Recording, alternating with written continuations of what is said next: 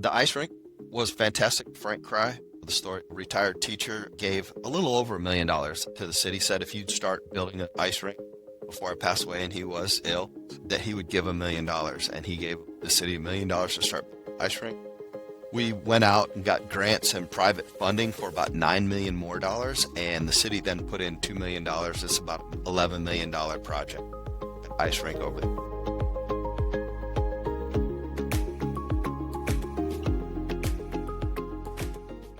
So thanks for joining me today. Yeah, you're welcome, for sure. I just wanted to learn more about the DDA Okay. and your role and how it's shaping the future of downtown Holland. Can answer a few of those questions. Let's do it. Let's do it. Sounds good. So what is the DDA? So the DDA is the Downtown Development Authority.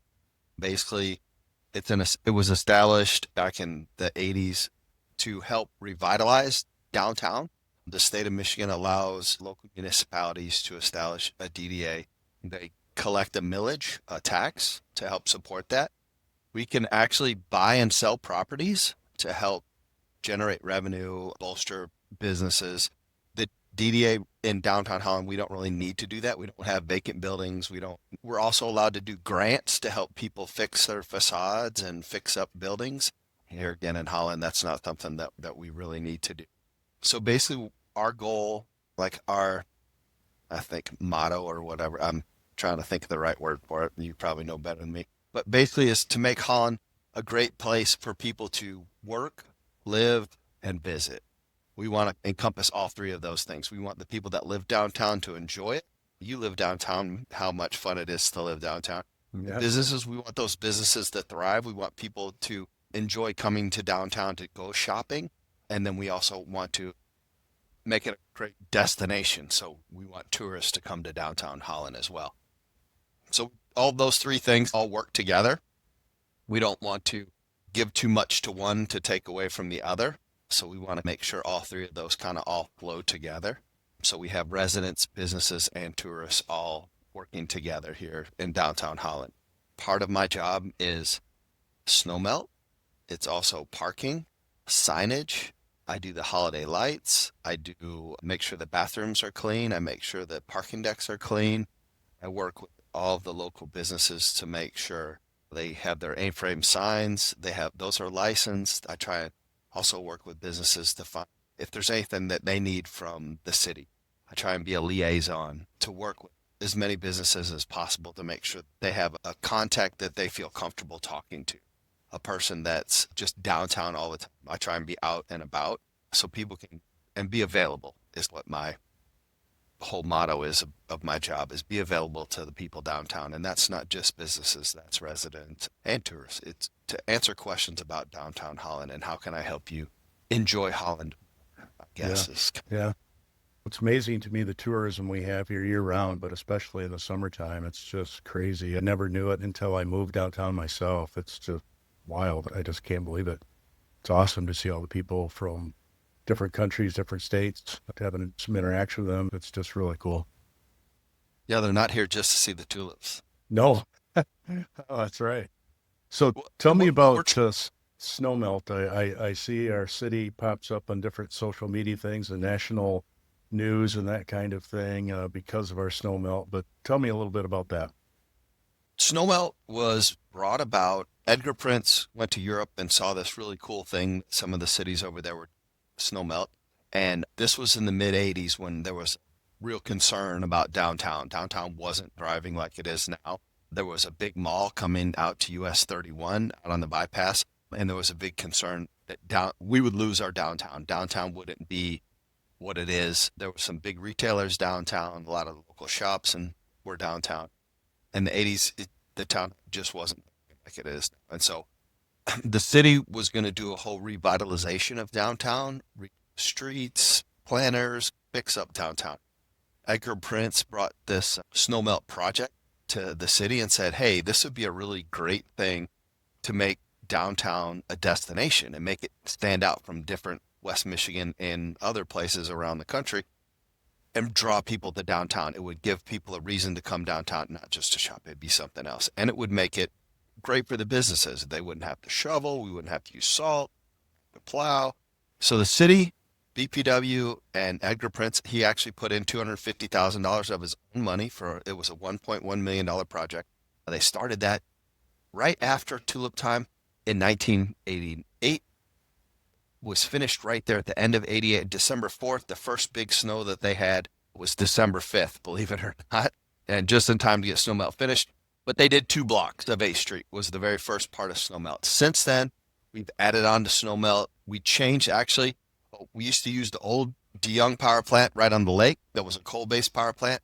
We went to the new gas power plant, BPW, that just built on the edge of town, which increased our capacity like a ton, like 4 times, so that we can expand even more. We actually have 1,050,000 square feet. To put that into perspective, it's about 24 football fields. Wow. So if you were to put 24 football fields out all together, that would be how much snow that we melt here in Holland. And there's around 8 miles of roads and sidewalks that you can go on.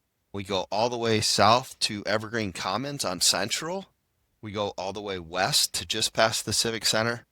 All the way east, we're over there on Columbia Avenue. Go down through Hope College some. We're as north as 6th Street and as south as 10th Street, in that main corridor of downtown Holland. It's really great. We can melt 1 inch of snow per hour at 20 degrees with a 10-mile-an-hour wind. When it gets a little bit higher wind or colder temperature or more snow than that, Snowmelt struggles, but it does catch up. If you notice, like Tuesday, there was a ton of ice and snow there because it was really cold and snowing. But yesterday it warmed up and we caught up, and Snowmelt really cleared out all the streets. And this morning they're back clear again. We got a little snow this morning. Tomorrow, when it's a high of 5, yeah, this Snowmelt's going to struggle again. But hopefully we caught up. Our Snowmelt is under brick pavers, and the reason for that is that the snow melts, it becomes water, and it seeps through those pavers and doesn't refreeze and become ice. That helps out. It also helps radiate the heat through there. It's not a solid. There's a couple places where snow melts under concrete, and those take a little bit longer to heat up and melt the snow. So Sure. you can actually feel a difference in the temperature if you feel snow melt concrete and regular concrete. It actually feels a different temperature. Well, It's a little bit warmer. So what happens in the summertime with the snow melt? Snowmelt, we actually turn it down a little bit. It's constantly running. It's kind of like plumbing in a house. You don't ever want to turn it off so that the joints dry up and then they would start leaking. So we actually run Snowmelt it circulates around 3,200 feet per second during the summer. We turn that to 7,200 in the wintertime. So it's circulating a lot more in the wintertime. We turn it down in the summertime. That it keeps it flowing. It keeps it from any buildup or callousing or stuff going in the pipes. Just keeps it clean. We run an acid flow usually through it in the fall around August. They'll run acid through all of the system for about a week to try and clean any of the callus out and stuff out, like plaque if you smoke a lot or whatever and you don't eat good and stuff in your veins and stuff, it builds up. So we try and flush all that stuff out. It's a lot better now. We used to use water out of Lake Makatawa, and we'd end up with fish and plants and mud and stuff in the water. We went to a closed system, and we use the potable water from BPW now. So it's a closed, clean water system. But it is water that's in there. It's 95 degrees when it comes out of the power plant and returns at about 75 degrees. It doesn't lose a whole lot of heat. It's about 400 miles of tubing that's under the ground here in Holland. So that's a long distance that a lot of some of that water travels. Yeah, for sure. For sure. Well, I tell you, one of the things that I'm excited about in downtown Holland, and I've had an opportunity to be there a few times now, is the ice rink. What a gift that is. Tell me about your role in that. Tell me a little bit more about the ice rink, please. The ice rink was fantastic. Frank Cry, the story, retired teacher, gave a little over $1 million to the city, said if you'd start building an ice rink before I passed away and he was ill, that he would give $1 million. And he gave the city $1 million to start the ice rink. We went out and got grants and private funding for about $9 million more, and the city then put in $2 million. It's about an $11 million project, the ice rink over there. As the DDA director, it's in my district and my jurisdiction, but it is 100% a Parks and Rec project. They staff it, they run it, they do all of the programs over there. It's a great venue. We have half of a curling sheet over there. We've got Mhm. the longest ice ribbon in the States, over 700 feet. We've got the pond where you can just skate around in circles if you want to do that. Talking to Andy Kenyon, the head of Parks and Rec, the other day, he said every session that they've had since November 14th been sold out. Well, I believe it. I believe Yeah. it. And Yeah. this year's really a learning year for those guys over there. They're learning a lot of new things. I know that the curling sheet, that was a difficult thing for them. They thought they would be able to just blow snow off of it and keep it going, where they actually, the rain has made it bumpy. So they bought actually snow shaver for that. So that's supposed to be coming in next week or so and be able to make that ice super smooth for curling. I know that they've opened up a couple sessions, so they've had field trips and things over there with little kids and everything. It's a really great venue. I've got to go one time. I took my grandkids. I thought they'd last 30 minutes. At 90 minutes, they were telling us to get off the ice, so it, it That's was great. fun. Yeah, we three couples, so four couples total, did a curling session here a few weeks ago. We had so much fun. We had no idea what we were doing, but by the time we got done, we were pretty sure we were going to be on the Olympic curling team. There you go. Yeah, everybody I've talked to said they've had a blast doing it. Yeah, So yeah. As I've mentioned to you in the past, because I follow you on social media, and I just love the pictures that you take. Tell me about thank you. your photography. When did that start, and how often are you able to scratch that itch, if you will? I started photography fifth grade. My grandpa gave me a camera. Mm. Ever since then, I've been taking pictures. I used to do old film photography and develop my own film and everything. I learned how to develop film in high school and took a college class, and I really enjoyed just taking pictures, capturing moments, and seeing things a little bit differently, I guess, when you try and frame it as a picture as opposed to just looking at things. When you take a picture on your camera, it doesn't look the same as what it looks like when you just see it. That can be good and bad sometimes, but I've been taking pictures really for a really long time. There was a time there for about 10 years that I was traveling all over the world taking pictures for Getty Images and a couple other people where they would hire me to go on trips and take pictures. I've been very fortunate to go to 5 different continents and take pictures. Places I haven't been is Antarctica and Australia, Oh and man. I feel like I'm a little too old to do that right now. I'm good, but I've been able to go to Mount Everest and take pictures there. Wow. Been to volcanoes in Nicaragua and to Ecuador and Galapagos Islands and South Africa and swim with great white sharks and do really cool. I've had really great opportunities. Being able to take pictures has given me great opportunities in my life to see a lot of different interesting things. But for me, it's just capturing the moments. I love taking pictures, and Holland has tons of those opportunities. And I try and just always look through the lens of a camera when I'm walking around, like downtown, like you see, when I see you in the morning, or when I go for my runs in the morning, or I'm out, or even at home cooking or something like that. If you look at things in the small scale, like you're trying to capture it through a frame, like what it would look like when you were to take a picture. It makes you look at things different. I've been on trips with people and taking pictures, standing right next to them, and after the trip, I show them the pictures and like, where Mhm. did you see that? Where did you see Yeah. that? Yeah. You just, I guess, as a photographer, you look at things a little bit different than just somebody just looking at it. Well, some of your pictures along the Saugatuck Lakeshore and so on too, and I'll call them nature photos, are just amazing. Thank you. Yeah, I love going to the Saugatuck State Park, taking my dog out there. Right now is not the best time to go out there. It's a little rough. We go with our snowshoes every once in a while, but in the summertime, we try and go out there about weekly, and there's great pictures out there. Just around my neighborhood in Saugatuck in the mornings, having the sunrise come up and stuff. It's, I just, ooh, that'd be a great picture, and try and Yeah. post one here and there. It doesn't always work. I don't always get pictures. I think the last couple of days I haven't posted any, but I try and post a couple a week, pretty much. Sure. Yeah, that's awesome. So getting back to the DDA and downtown Holland, Yep. what's the vision for the next, 3 to 5 years? Is there another big project, or is it just maintaining what we have, or anything that you could share with us on that? Yeah, really, our next big project that we're looking at doing is around 2030 is do 8th Street update, update 8th Street. What all that entails, we really haven't dug into that, but on the whiteboard in Matt Van Dyken's office is, I think 2030 is we're going to redo the speaker system, redo some of lighting, wiring that's underground there. A lot of the snow melt there is hodgepodge together because it was done in so many there were different sections that they did, and then they've repaired those sections. That was when we first did snow melt, so we didn't really know some of the tricks that we know now, how to section off things and make them able to turn off and turn on small sections of it so that we can repair just a little bit at a time. And there's splices and stuff, so we're going to redo a lot of the snow melt. I think if we do dig really deep into it, then it's going to be all of the plumbing, water, sewer, all that kind of stuff might get done as well at that time. That's still up for debate if we're going to do that much or not. We might just, all that's working good right now. We might not mess up a good thing. Don't Yeah. fix it if it's not broken. But the road definitely, A Street definitely needs to be at least milled and repaved. That's something we're definitely looking at doing. Updating some of the planter boxes that are there.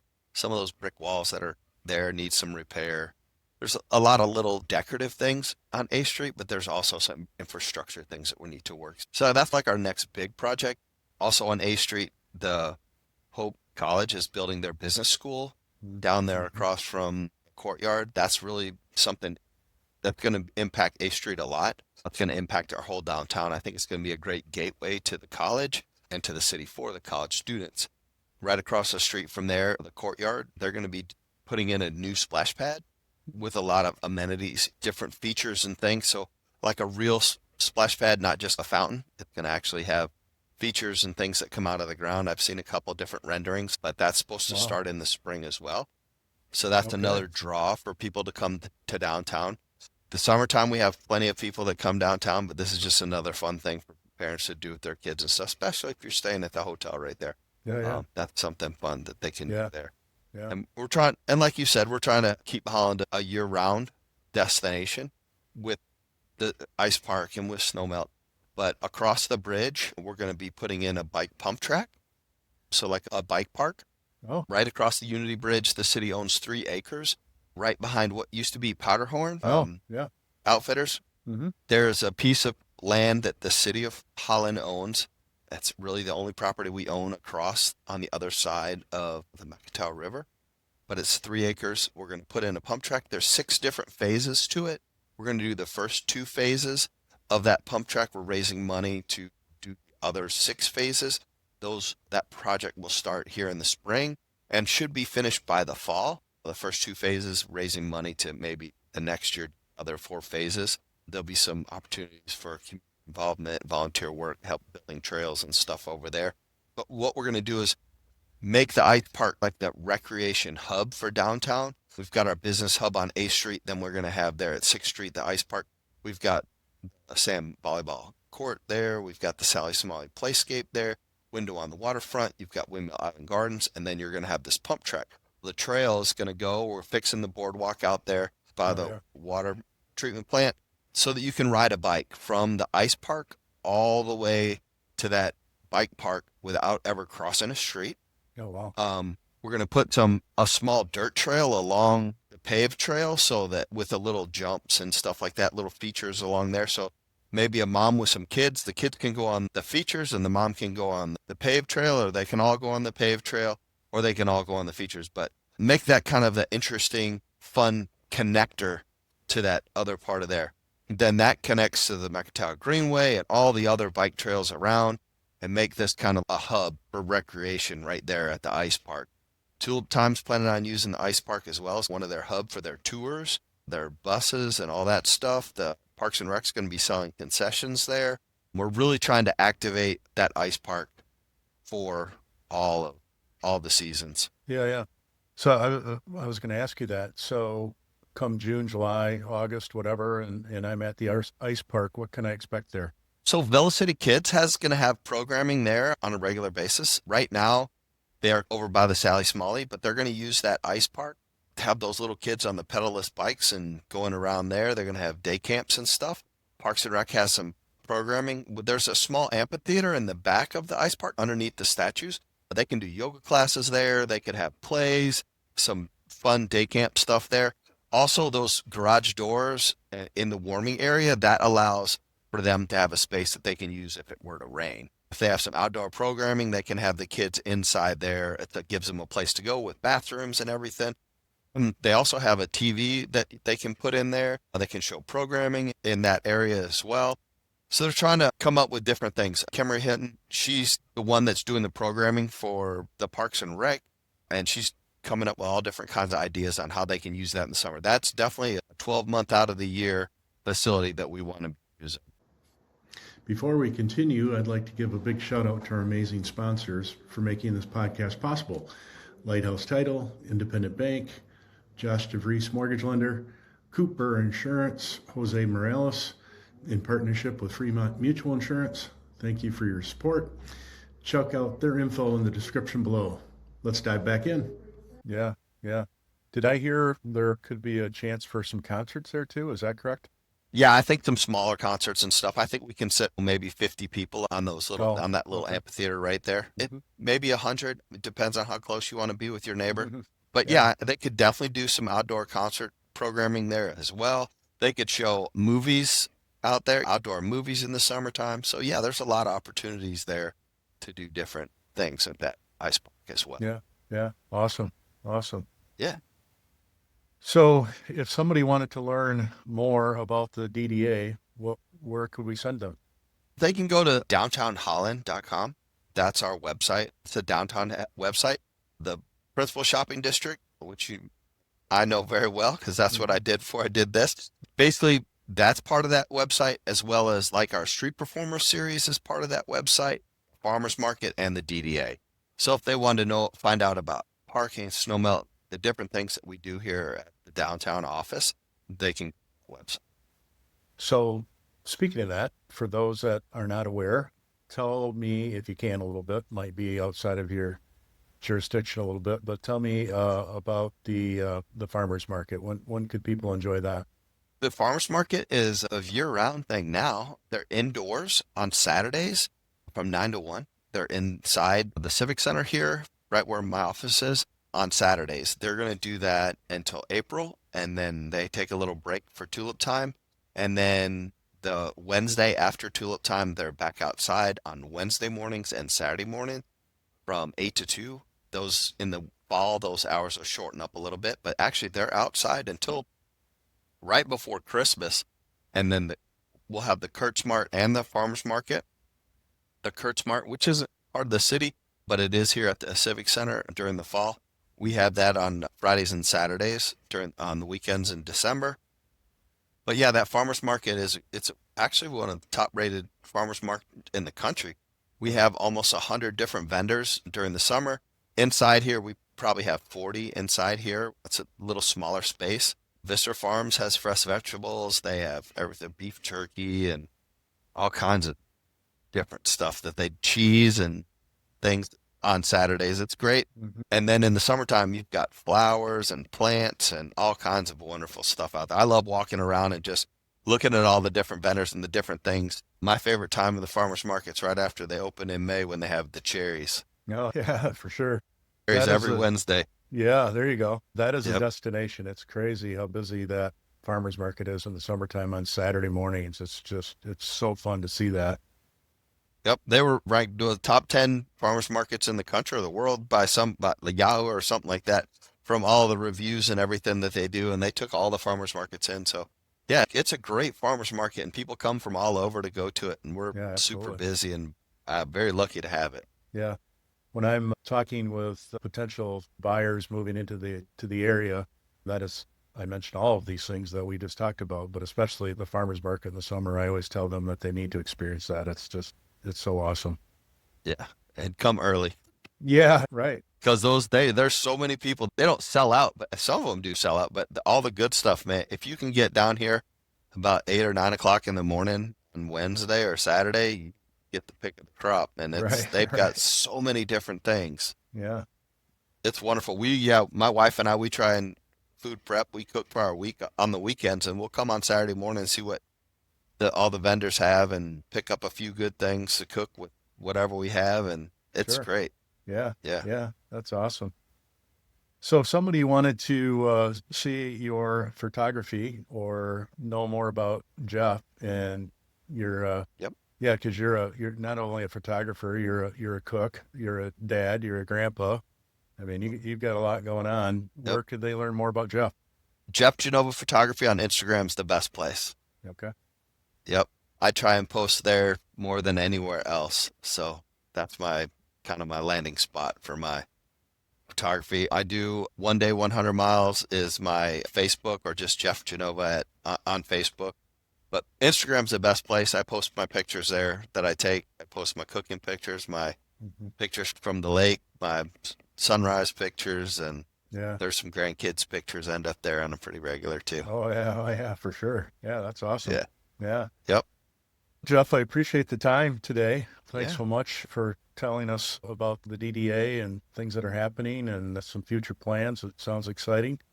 Yeah. I'm pretty biased about our town and our lakeshore. And I tell you, the people from the city just do an amazing job of keeping our city looking awesome. And you talk about the planter boxes and so on 8th Street. If I travel in the summer, which I try not to because I love it here in the summertime, but those planter boxes are just absolutely amazing how beautiful they are. Those are all grown at our greenhouse. The city has a greenhouse, and Maria and Sandy grow all of those plants. And some of them, the big ones, they take indoors over the winter and put back out, like the big elephant ears and stuff Yeah, that you see yeah, out there. yeah. They grow all that. It's right there behind the Pilgrim Rest Cemetery. They have a big greenhouse, and they Oh, grow all of that. They have some seasonal people that come out and help them. And I cannot tell you how appreciative I am of those ladies and the work that they do out there. It is so beautiful, it and is. I get compliments all the time. People come to Holland, and we'd be remiss if we didn't talk about Tulip Time, No, bringing a that's million true. people to Holland. That's But true. and my wife works for Tulip Time, so I might Yes, get even mention exactly. that. Yes. But people come for tulips, but the people all year long just remark on how beautiful the beds are, and those planters and the urns and everything that those ladies do to keep Holland beautiful 12 months out of the year, not just for that 10 days during tulip time. And they plant all those tulips out there as well. And we plant a whole lot of tulips here in Holland. Yeah, So, sure do. We sure do. yep. To your point about Tulip Time, Gwen is an upcoming guest on the podcast, All and right. so she'll tell us everything we need to know and more about Tulip Time, which is awesome. Yeah. I love tulip time. I'm doing some photo walks this year over at the Immersion Garden. Oh, okay. That you can sign up. If you go to the Tulip Time website, I'll be doing some photo walks at the Immersion Garden in the mornings. So sunrise, you'll get to exclusively be out there in the Immersion Gardens and take some really great golden hour pictures of the tulips. And then I also do walking tours for Tulip Time as well. I'm all in on the Tulip Time as Yeah, well. yeah. Awesome. Good for you. Good for you. Well, Jeff, thanks so much for your time today, and you have a great day, and thank you for all your work that you're doing with the DDA. Thanks, Bill. I appreciate it, and keep up the good work too. You do a lot for the city of Holland too, and giving back. And I see you around all the time, and you got your finger on the pulse too. So Oh, great thank you. job, and I appreciate it. Yeah, thank you. All right. Have a great day. You too, Phil. All Take right. care. Thank you very Bye-bye. much. Bye. Thanks for tuning in to Keys to the Community. Make sure you subscribe and stay connected to what's happening across West Michigan. And if real estate is on your mind, reach out. I'd love to help.